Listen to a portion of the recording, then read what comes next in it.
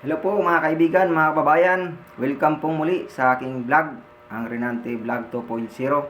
Saan man kayo naroroon sa inyong panonood, sa inyong pakikinig sa aking content. Mapagpalang umaga sa inyong lahat. O magandang hapon, magandang gabi kung anong oras nyo man po napanood ang vlog kong ito. Mga kaibigan, mga kababayan, tatalakayin ko lang po ang napakagandang suna o report ng ating Pangulo sa loob ng isang taon, yung kanyang mga nagawa na ipinangako niya noong nakaraang SONA last year. So, masasabi ko mga kaibigan na napakaganda kasi halos lahat ng mga sinabi niya o nais niyang mangyari sa kanyang sinabi sa kanyang SONA last year ay halos nagawa niya mga kaibigan, mga kababayan. At dito'y ating tatalakayan mga kaibigan, mga kababayan. Isa-summarize na lang po natin kasi mahaba po masyado yung SONA ng ating mahal na Pangulo at hindi ko na po i-play yung kanyang message, yung kanyang actual video. Siguro naman yung iba sa atin nakapanood na rin, no? At dito mga kaibigan, mga kababayan, kitang-kita natin na ang kabuuan ng kanyang SONA ay halos lahat ng sektor sa ating lipunan ay tunay na nakinabang directly sa effort o performance ng ating Pangulo. Kagaya ng mga lahat ng mga kailangan mga kababayan, kagaya ng OFW, mga MSE, manggagawa, magsasaka, mga guro, at mga walang tahanan. So, umpisahan natin mga kaibigan, mga kababayan, sa pambungad pa lamang ng kanyang mensahe ay talagang mapapahanga ka na ang sabi niya ay sa isang taon na nakalipas na siya ay huling tumayo, naibulgar niya ang isyu ng korupsyon sa flood control at kung saan ay marami na nga po ang nasampahan ng kaso at naipakulong. Ang sabi ng mga DDS camp, hindi daw big piece. Pero para sa akin mga kaibigan, mga kababayan, yun po ay mga big piece na. Kasi ay alam naman natin na sa flood control, ang parties involved dito ay DPWH, contractor, at mga opponents. Pero ang original system ng mga kaibigan, bago pa baguhin ng kampo ng mga Duterte, ay kasama po dito yung LGU. Ngunit inalis po nila yung LGU, natitira yung dalawang parties, which is ito yung DPWH contractor. But actually literal na tatlo pa rin yung involved. Bagamat hindi siya kasali sa listahan, pero tatlo pa rin sa pamagitan ng opponent. So parang ito yung ipinalit sa LGU. So kumbaga literal na inalis yung papel ng LGU sa mga project ng flood control sa panahon ni Digong. Binago nila yung system, kaya ito yung naging rason kung bakit lumaganap yung corruption dyan. Lumaganap yung mga ghost project at saka mga substandard na kung saan ay natuklasan nga ng ating mahal na Pangulo sa kalagitnaan ng kanyang termino. At nang ito'y kanyang matuklasan ay kumilos agad siya, umaksyon ka agad siya, nagpaimbestiga at gumawa ng mga hakbangin upang ito ay masolusyonan o mapigilan, na kagaya nga niya na bukod sa may mga napakulong na ay nakapagbalik na, nakapagpasauli na ng milyon-milyong pira, almost 1 billion na ang naibalik sa kaban ng bayan, na kung saan ang korupsyon sa ating bansa ay isa sa ipinangako ng dating Pangulong Duterte, na sabi niya 3 to 6 months drug free na ang Pilipinas, wala nang korupsyon. Sabi niya before pa siya umupo, ito na yung huling Merry Christmas nyo. Tandang-tanda ko yan, yung kanyang litanya dati. Pero wala, salitang lang, hangin lang. Kumbaga pampakitang gilas lang pala. Sabi nga niya pambulatics lang. Ba't ka maniwala, pambula lang yung panahon ng kampanya. So literal na nabudol tayo doon mga kababayan. Unlike sa ating mahal na Pangulong BBM, talagang bukod sa sinabi niya, umaksyon talaga siya na sa pambungad nga ng kanyang suna sa ngayon ay sasampahan na ng iba't ibang kaso si dating Speaker Martin Romualdez. At bukod dyan, nakulong na yung mga big fish. Para sa akin, big fish na sila si Sara Diskaya. Yan yung mga kontraktor ng number 1 involved parties. Mga DPWH engineer, district engineer. Yan, sila yung mga number 1 dyan, first involved person. So mga big fish yan, mga kaibigan, mga kababayan. At kasama na dyan yung mga opponents, yung mga mambabatas, mga senador. At marami pang mga susunod. So continuous yung investigation dyan sa flood control scam na yan.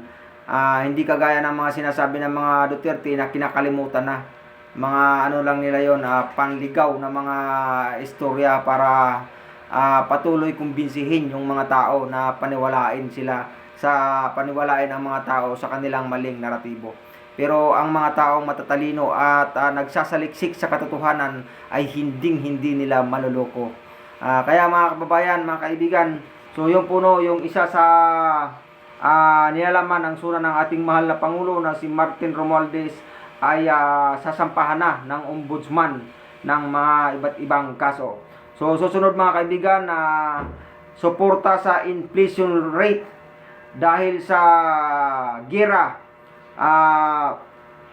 na kung saan mga kaibigan, mga kababayan, ay automatic pag tumaas yung may gira mga kaibigan, mga kababayan, tataas yung presyo ng gasolina at ito ay domino effect. So tataas din yung mga bilihin, hindi lang dito sa ating bansa kundi worldwide. So ang ginawa ng ating mahal na Pangulo, umaksyon kaagad siya. Nagdeklara agad siya ng state of emergency at gumawa ng paraan para hindi tayo mawalan ng supply ng langis sa kabila ng napakahirap o napakahigpit kung paano tayo makabili ng mga supply para dito sa ating bansa, sa ating mga pangailangan. At para naman sa mga tsuper, namigay siya ng ayuda para sa makatulong sa sobrang pagmahal ng gasolina bunsod nga ng gera. At sa mga magagawa naman, namigay siya ng ayuda katulad ng bigas at isa kami dyan sa mga nakinabang. Namigay din siya sa ngayon yung sa uplift program. Yun nga yung 2K monthly sa loob ng 6 na buwan, so 12K din yan. Napakalaking bagay din yan para sa inflation rate suporta sa mga maliliit ang kita o kinakapos sa pangailangan sa pang-araw-araw, bunga ng pagtaas ng inflation rate dahil sa epekto ng gira sa Middle East.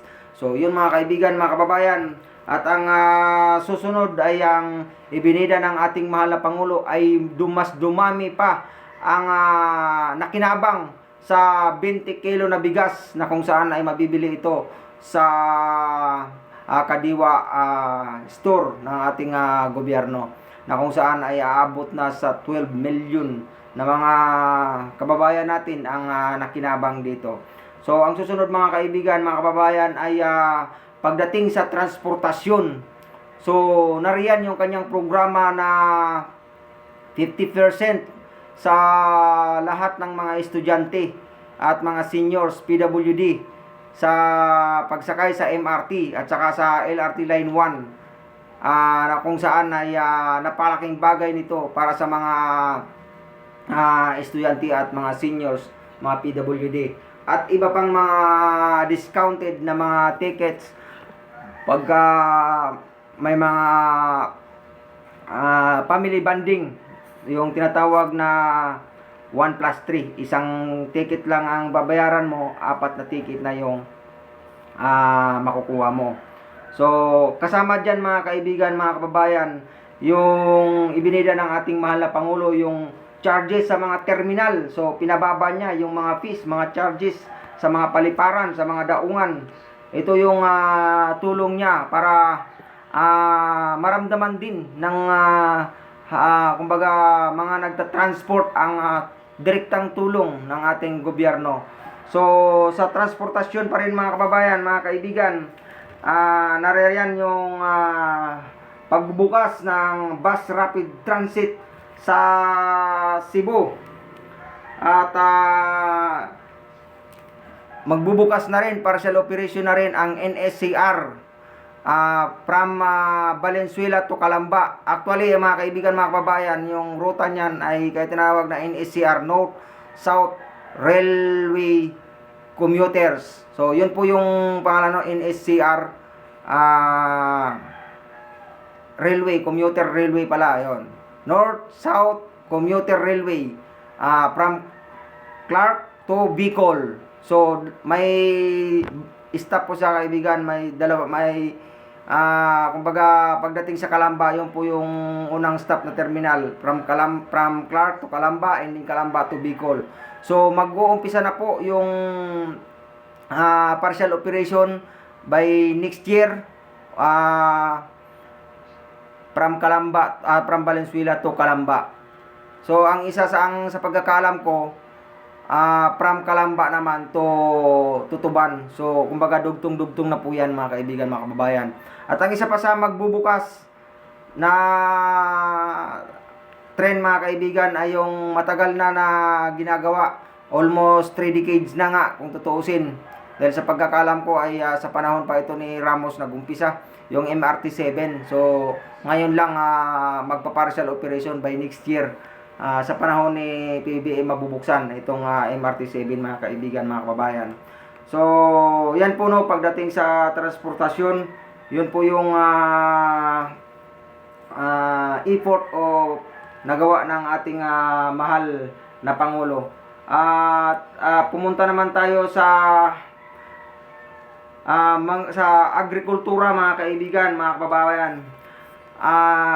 Namigay siya ng mga libreng lupa o title land sa mga magsasaka. Yung mga lupa na binabayaran dati ng mga magsasaka, hindi niya na pinabayaran. So, libre na yun, no? So, yun yung tulong niya sa mga magsasaka. At bukod dyan, nagpatayo siya ng mga dams para sa mga pre-irrigation, sa libreng patubig sa mga sakahan, sa mga palayan. At namigay din siya ng mga kalabaw sa mga magsasaka, sa mga walang kalabaw, sa mga iba't ibang probinsya. Umikot siya. So, yun po mga kaibigan. At bukod dyan, nagpatayo din siya ng maraming rice processing center na kung saan ay para mapabilis yung o mapamura yung pagproseso ng bigas para mas makamura ibenta sa mga consumer. So, napakaraming tulong talaga ng ating mahal na Pangulo pagdating sa agrikultura, maging sa mahing isda. Meron din siyang tulong, support ang ating mahal na Pangulo. At pagdating naman sa mga walang tahanan sa pabahay, nandyan yung ay nakalimutan ko yung bilang pala ng title, mga kaibigan, mga kabayan, sa naipamahagi niya sa ating mga magsasaka na walang lupa ay more than 400 titles na naipamigay niya sa buong bansa o iba't ibang lugar sa ating bansa. So, sa sunod naman po, mga kaibigan, mga kababayan, yung sa pabahay, no, marami na rin po yung kanyang napatapos na housing unit. Marami na ang nakinabang. More than 500,000 na yung mga nakabil sa 4PH program o pabahay ng ating mahal na Pangulo, na kung saan ang iyong abang lingkod ay isa po sa applicant din, na ang hinihintay namin na ma-turnover ay bago matapos yung kanyang termino, no? So, napakalaking bagay talaga, napakasipag talaga ng ating mahal na Pangulo. Patuloy talaga siyang nagtatrabaho, tahimik lang siya nagtatrabaho sa kabila ng lahat na maraming naninira sa kanya, no? Maraming mga kababayan natin na sabi nila wala raw ginagawa ang ating mahal na Pangulo dahil ang mga naratibong ito ay galing kasi sa kabilang kampo. So, kasama ito sa mga naratibo nila na gibain at sirain ng ating mahal na Pangulo. Walang ginagawa para kunin ang simpatiya ng ating mga kababayan, dahil ang part nito, ang goal nila ay ibagsak ang pamumuno ng ating mahal na Pangulo para i-take over yung kanilang nais, yung sariling interes na agawin ang posisyon ng ating mahal na Pangulo. At kilala natin kung saan galing yung mga kampo na yan. So, yan o. At sa susunod naman, mga kaibigan, mga kababayan, pagdating naman sa edukasyon. So, sa mga teacher, ang pangako niya last year na sabi niya, hindi matatapos ang kanyang termino na may mga teacher na magre-retiro na manatili sa teacher 1. So siya lang ang bukod tanging presidente sa mga nakalipas na presidente, hindi nagawa to, na kung saan yung mga teacher ay karamihan nagre-retire na lang ng teacher 1. So sa kanya ginawa niya, binigyan niya ng programa mga teacher pagkakataon na ma-promote. So mag-i-exam ka from teacher 1, pwede kang mag-exam kung halimbawa 10 years ka na pataas, I think kung di ako nagkakamali, pwede kang mag-exam ng teacher 3 hanggang teacher 4. So, pag pumasa ka, ang katumbas nito mga kaibigan, mga kababayan, tumataas yung rank mo, tataas din yung sahod mo. So, magre-retire sila na mataas yung sahod, mataas yung pensyon. So, napakalaking tulong din ito sa ating mga ma'am and sir na kailangan din kinakapos din talaga, lalo na pag nagkakaedad na, kailangan ng maraming mga maintenance o gamot sa bunga ng katandaan. Kaya napakalaking bagay nito na aksyon na ginagawa ng ating mahal na Pangulo.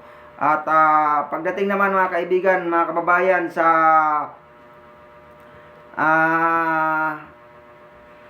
mga negosyante naman, sa mga maliliit na negosyante, tatanggalin na yung minimum corporate income tax. So good news ito sa mga MSE, so mga medium small enterprises o sa mga maliliit na negosyo na ang binabayaran ay minimum income tax. So hindi na po sila magbabayad, no? Napalaking tulong nito, mag-i-encourage ito mga kaibigan, mga kababayan, ng interest na mamuhunan o magnegosyo sa ating bansa. Kaya malaki ang pakinabang nito, kasi nga makatulong din ito sa kanila dahil nga apektado rin naman sila. Lahat naman talaga apektado, domino effect nga yung pagtaas ng presyo ng gasolina dahil nga sa gera. So dito talaga makikita natin na yung pagkilos ng ating mahal na Pangulo ay talagang Pangulo siya, pinapakita niya na Pangulo talaga siya ng buong bansa ng Pilipinas. Sabi nga niya sa pambungad niya, hindi siya Pangulo ng kanyang pamilya, ng kanyang angkan. Siya ay Pangulo ng Pilipinas, siya ay Pangulo ng buong bansa. Tunay dito mga kaibigan, sa kanyang mga programa ay makikita natin na kanyang mga kilos, mga hakbang, mga nagagawa ay tunay na maraming nakikinabang na halos lahat ng sektor sa ating lipunan. So, dito po mga kababayan, magpatuloy tayo.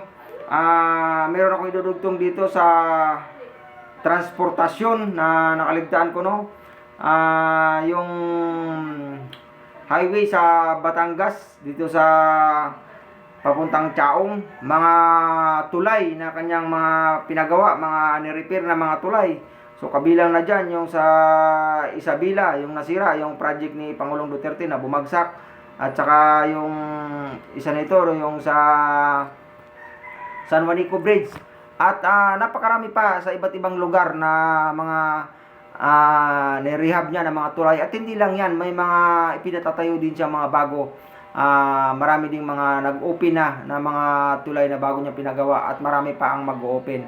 So isa dyan sa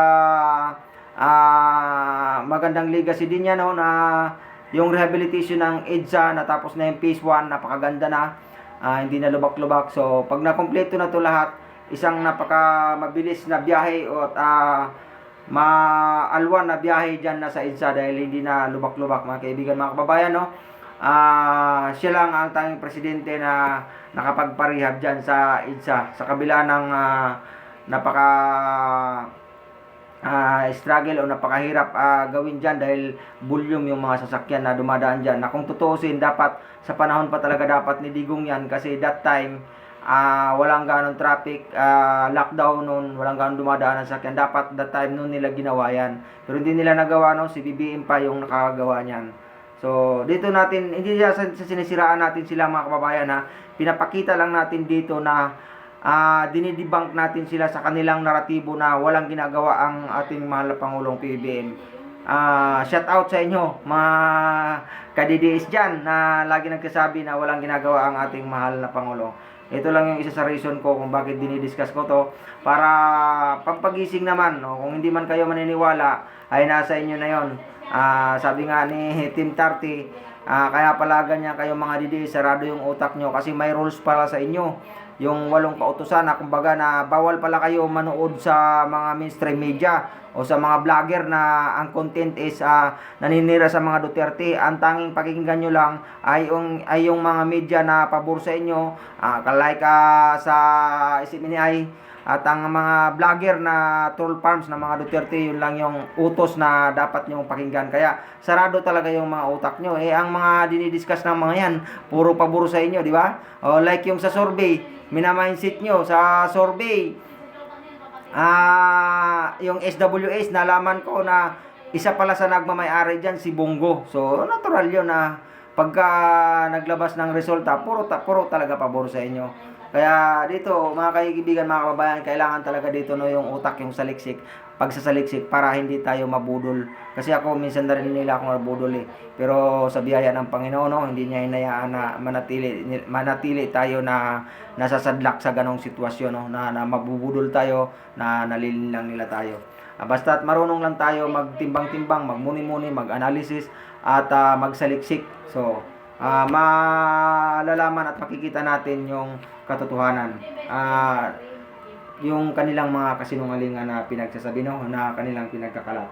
So, susunod naman mga kaibigan, mga kababayan, ito yung isa sa pinaka highlights mga kaibigan, mga kababayan, na nagustuhan ko. Talagang dito, standing ovation dito mga kaibigan, mga kababayan, ang ating mahal na Pangulo. Pinalakpakpakan siya ng husto at nagsipagtayuan yung mga audience, yung mga congressman at halos lahat ng panauhin. Dahil alam natin na ito ay lahat ng sektor makikinabang. Anuman ang katayuan mo, anuman ang paniniwala mo, anuman ang kulay mo, Duterte ka man, minura mo man ang ating mahal na Pangulo, inalipusta mo man ang ating mahal na Pangulo kahit wala siyang ginawang masama sa iyo, pero ito yung iginanti sa iyo ng mahal na Pangulo. Sa paninira at pagbumura mo, aalisin na ang generation loss na ipinapatong sa ating electricity bill. So, yun ang matagal ng ilang dekada na pinapasan ng mga consumer sa bayarin sa kuryente ay aalisin na ng ating mahal na Pangulo. Kung hindi ako nagkakamali, ito ay nagmula pa kay Ramos. So, ilang presidente yung nagdaan? Si Ramos, si Erap, si Gloria, si Pinoy, si Duterte. So, 5 presidente, pang-anim si BBM. Imagine, si BBM lang yung nakagawa nito. Shout out dyan sa mga DDS na walang ginagawa ang ating mahal na Pangulo kasi bangag daw, adik, weak leader. O ayan, sa kabila ng pangalipusta pagmumura nyo sa ating mahal na Pangulo, lahat tayo makikinabang dito. So, no? Abangan natin. Actually, hindi pa naman ngayon yan. Siguro by next year o bago matapos yung 2027 next year ay maipapatupad na yan. Kasi halos lahat naman ng mga sinabi niya sa SONA last year ay nangyari. Yung pinangako niya, yung sabi niya na sa hindi matatapos ang termino niya na ang mga teacher ay magre-retiro na teacher 1. So, nagawa niya, na-promote niya yung mga teacher at yung 20 kilos na bigas. So, nangyari na. Bagamat hindi nationwide. At ang iba pa na mga kagaya ng ang tawag dito yung sa pag-create ng kuryente, generate ng kuryente. So, doon na tayo papunta mga kaibigan, mga kabayan, na yung pagtatayo niya ng mga planta, nandyan yung mga hydro, geothermal, tsaka pinaka mas matindi dyan, doon siya mas nagpupokus siya sa renewable energy na kung saan nagpatayo siya ng pinakamalaking solar farm sa buong mundo. If in case na matapos ito, mag-operational na ito, totally 100% from Nueva Ecija to Bulacan, I think kung di ako nagkakamali is from 3,500 hectares, in-extend ng 4,000 hectares. So, ganun siya kalaki. Pag ito ay natapos, tatanghalin ito, kikilalanin ito na pinakamalaking solar farm sa buong mundo. So isa ito sa magiging legacy niya ng ating mahal na Pangulo. So pagka ito ay nag-success na,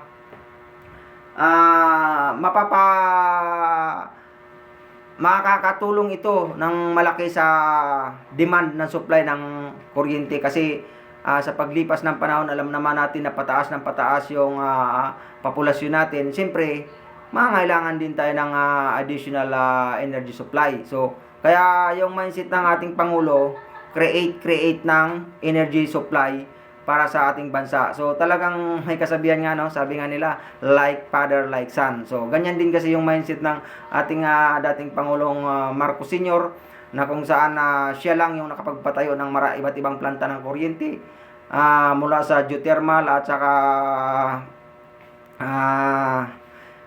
ano ba yung isa? Dalawa yan eh. Nakalimutan ko yung isa, mga kaibigan, mga kababayan. So na kung saan ay 21 lahat yan, kasama yung sa Bataan Nuclear Power Plant. At sa pagkakatanda ko, mula sa kanyang tatay, wala nang ibang mga presidente na nagpursige ng magpatayo ng planta ng kuryente, no? Puro mga puro mga private na kung mayroon man. Siya lang talaga yung sumunod na nagpursige na makapagpatayo ng makapag-produce ng power supply ng para sa ating pangailangan sa energy. So, talagang napakaganda, mga kaibigan, mga kababayan, ang suna ng ating mahal na Pangulo, kasi alam naman natin sa mga mulat sa katotohanan dyan, sa mga nagsasaliksik, ang sinabi niya nung nakaraang suna ay halos lahat nangyari. So hindi man lahat nangyari, pero majority yon lahat nangyari. So sobrang nakaka-proud, sobrang nakakatuwa, mga kaibigan, mga kabayan, dahil makikita natin na yung effort ng ating mahal na Pangulo ay nagbunga na. Meron pa pala ako nakalimutan, mga kababayan, pagdating sa health, no? Pagdating sa health, nandyan yung may pagmamalaki niya na zero billing sa hospital. Actually, kami ng aking family, literal na nakinabang dito, no? Kasi yung aking biyanan, naalala ko, bago siya namatay, 2 beses po siya sinugod sa hospital, no? Yung, I think kung di ako nagkakamali, yung nauna halos 1 buwan yon. O hindi ako nagkakamali. Tapos yung sumunod ganon din. So yung unang billing is 105,000. Pero zero billing yun, wala kaming binayaran, no? At sa sumunod 72k naman.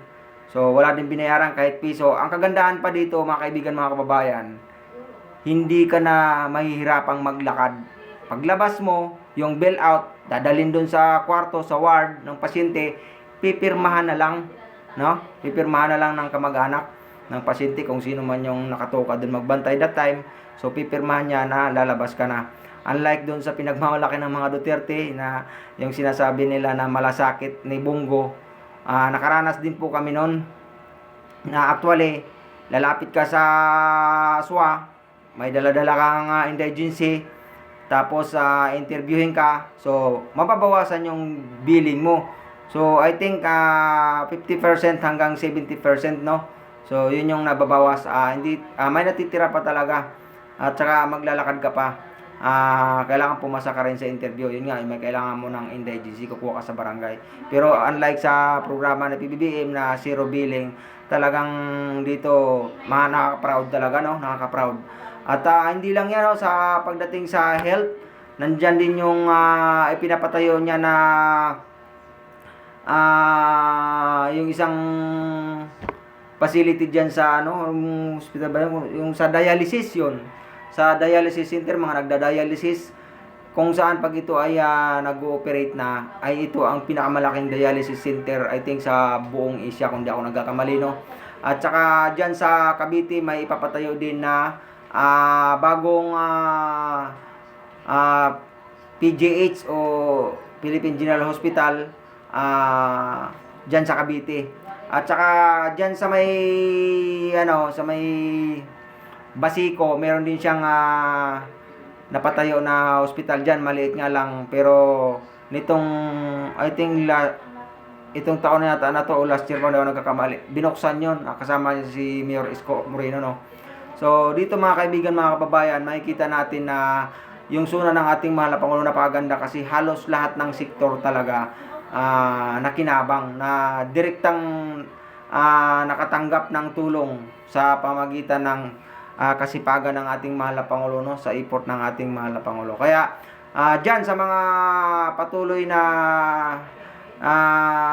nag-iiti-itihan dyan, mga DDS, patuloy na nagmaang-maangan na walang alam. Laging sinasabi walang ginagawa ang ating mahal na Pangulo. Shout out sa inyo dyan. Sana magising kayo. Kasi sa trabaho ko nga, na minsan napapailing na lang ako eh. Nakatanggap na nga sila ng tulong mula sa ating mahal na Pangulo. Direktang nakatanggap na sila ng tulong, yung bigas na ipinibigay ng ating mahal na Pangulo. Ang dami pang sinasabi, ang dami pang paninira. Ang klaseng mindset yan ng mga taong ganyan, no? Kaya isa yan sa reason kung bakit hindi umuunlad ang ating bansa. Kasi instead na makatulong, nagkukos ng kasiraan, nagkukos ng negative yung ganong mindset. Di ba? Bakit? Kasi siyempre yung mindset nilang ganun, yung negative nila, negative thinking nila yung ganun, may kakalat yun eh, may share nila sa mga kakilala, sa mga kamag-anak. So, yung wala ding alam, ganun pala. Oh. So, kaya pag mayroong mga rally-rally against sa ating gobyerno, kasi ang number one goal talaga pabagsakin ng ating mahal na Pangulo, maraming naniniwala at na kung saan ito'y nakakarating sa ibang bansa dahil na alam niyo naman na ang panahon natin ngayon ay high-tech na, may SOCMED. So, nagkakaroon ito ng domino effect, negative effect sa ibang bansa regarding sa mga gustong mag-invest dito sa atin, mga magtayo ng negosyo, ay minsan na-discourage sila. So, imbis na ma-encourage sila na magtayo dito, it's possible na ika-cancel na lang nila. Dahil sa nakikita nila na magulo yung ating bansa kasi ang mga tao, majority, nakikita na unsupported sa ating gobyerno dahil nga sa maling paniniwala nila at saka sa ang number one dyan, ang reason, yung paninira ng mga Duterte talaga. So, ako sa akin talaga, sa pagsasaliksi ko, sa pagtutuklas ko sa nangyayari sa ating gobyerno, ang number one talaga na naging daan kung bakit marami ang naniniwalang maling impormasyon sa nangyayari sa ating gobyerno ay dahil kay dating Pangulong Rodrigo Duterte. Sa kanya mismo nagmula yung paninira. Sabi nga na ni Mike Cervera, yung pro-government vlogger, na 2 buwan pa lang nakakaupo si PBBM, intact pa yung unit team noon. Pero pinulong na sila mga vlogger. Naglatag na ng mga taktika o mga programa yung mga grupo ng mga vlogger. Nag-meeting na sila, kasama sila si Maharlika, kung paano pabagsakin si PBBM. So, doon pa lang. Kasi alam ko na yun eh, na sabi nga, ang plano nila, pinaka matagal na yung 2 years dapat si PBBM na upo. Kasi aagawin nga nila yung poder mula kay BBM at iupo si Inday. Pero alam naman natin na hindi sila nagtagumpay, no? Kasi ano na yan eh, yung ginagabayan ng ating mahal na Panginoon si PBBM. Kaya kahit ano pang gawin nila, mga rally dyan, nakailang rally na sila, no? May isog rally, kung ano-ano pa dyan. Pero hindi sila nagsasucceed kasi hindi hinahayaan ng mahal na Panginoon. Bagkus sila yung bumabagsak. So, yung nag-a-attempt na pabagsakin yung ating mahal na Pangulo, sila yung bumabagsak sa pamagitan na rin ng galaw ng ating mahal na Panginoon. Kasi kitang-kita naman, hindi naman yung mismong ang Pangulo ang nagiging sanhi ng kanilang pagbagsak, di ba? So si Pangulong Duterte, bumagsak siya dahil sa kanyang mga kasalanang nagawa. So tsaka yung iba dyan, di ba? Lagi nilang sinasabi mga DDS, yung mga naninira sa gobyerno, isa-isa daw kinukulong. Hindi naman sila makukulong kung hindi sila gumawa ng kabalbalan eh, di ba? Like ni Jinggoy. Tsaka di lang naman sila, si Marcolita, si Bong Revilla, may mga Diskaya, mag-asawa, di ba? Gumawa sila ng kabalbalan eh. Si Mike DePenso, nga bumabati ko sila sa gobyerno. Pero kung wala kang ginawang katarantaduhan, kahit ano pang gawin sa'yo, hindi ka nila pwedeng pigain, hindi ka nila pwedeng ipitin kasi malinis ka. Katulad ng nangyari kay Trillanes. Tingnan mo si Trillanes na kahit anong pangiipit nila pero wala silang makita dati sa panahon nila si Duterte pa nakaupo. Ang ginawa nila, itinago yung application ni Trillanes para sa doon sa application niya na mabigyan siya ng amnesty. So, yun Pero ano lang nila yon, wala silang ibang makitang butas kay Trillanes eh. Walang record ng pagnanakaw, ng korupsyon. So kaya kung wala kang ginagawang masama, pinapakita dito na hindi ka makukulong, hindi ka makakasuhan. No? Si Marcolita, bakit siya nakulong? Sa bibig niya mismo galing eh. Tapos sasabihin nyo, yung mga kumakalaban bumabati ko sa gobyerno, isa-isang kinakasuhan.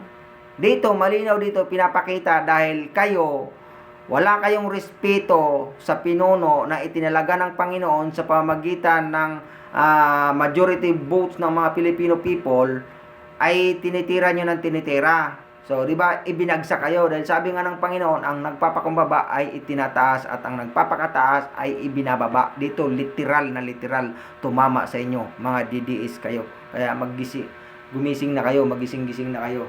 Kayong mga Duterte supporter, sana magising na rin kayo, no? So, yun lamang po, bye-bye. At kung nagustuhan nyo po yung aking video, paki-like lang po, paki-share and subscribe. Paki-comments na rin po at paki-pindot na rin yung bell button para ma-update din po kayo sa mga video na susunod na aking i-upload. Bye-bye po at God bless you sa inyong lahat.